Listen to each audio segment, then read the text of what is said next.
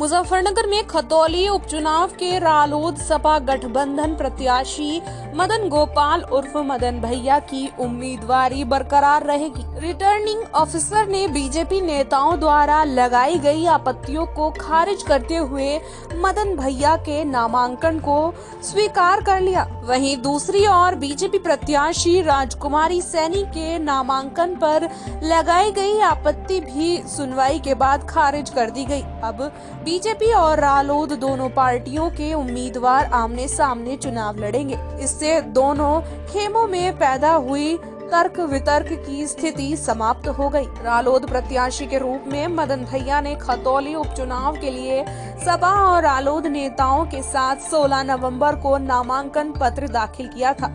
उनके नामांकन पत्र में दर्शाए गए आपराधिक और संपत्ति के विवरण को लेकर कई सवाल उठने लगे थे। विपक्ष के नेताओं ने आरोप लगाया था कि मदन भैया ने अपने शपथ पत्र में नियमों की अनदेखी की और सही जानकारी छिपाई है। गुरुवार को नामांकन के अंतिम दिन बीजेपी के जिला प्रशिक्षण प्रमुख शिवराज त्यागी, एडवोकेट वेद प्रकाश त्यागी खतौली तथा एक अन्य ने रिटर्निंग ऑफिसर एसडीएम खतौली जीत सिंह राय के समक्ष मदन भैया के नामांकन के खिलाफ चुनौती पेश करते हुए आपत्ति दर्ज कराई थी। रालोद प्रत्याशी के खिलाफ दर्ज कराई गई शिकायत पर रिटर्निंग ऑफिसर जीत सिंह राय ने शुक्रवार को सुनवाई की। शिकायतकर्ता एडवोकेट शिवराज त्यागी ने शिकायत में दर्ज कराए गए तथ्यों को फिर से प्रदर्शित किया, जबकि बचाव पक्ष की ओर से सपा जिला अध्यक्ष और एडवोकेट प्रमोद त्यागी ने बहस की। प्रमोद त्यागी ने बताया कि शिकायत में दर्शाए तथ्य तर्कहीन है और कोई भी तथ्य नामांकन के दौरान छिपाया नहीं गया है। उन्होंने बताया कि रिटर्निंग अधिकारी ने दोनों पक्षों की बहस सुनने के बाद रालोद प्रत्याशी का पर्चा वैध घोषित कर दिया।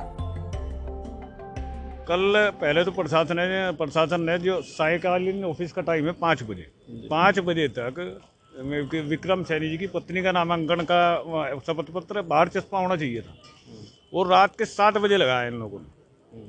जब वो देखा तो उसमें दुनिया भर की खामियां हैं। शपथ पत्र में बहुत चीज़ छुपाई गई हैं। इनकम टैक्स रिटर्न उसमें कहीं नहीं दिखाया गया है। कोई आय कहाँ से आ रही है इनके पास उसका जरिया नहीं दिखाया है। 4-5 कॉलम खाली है।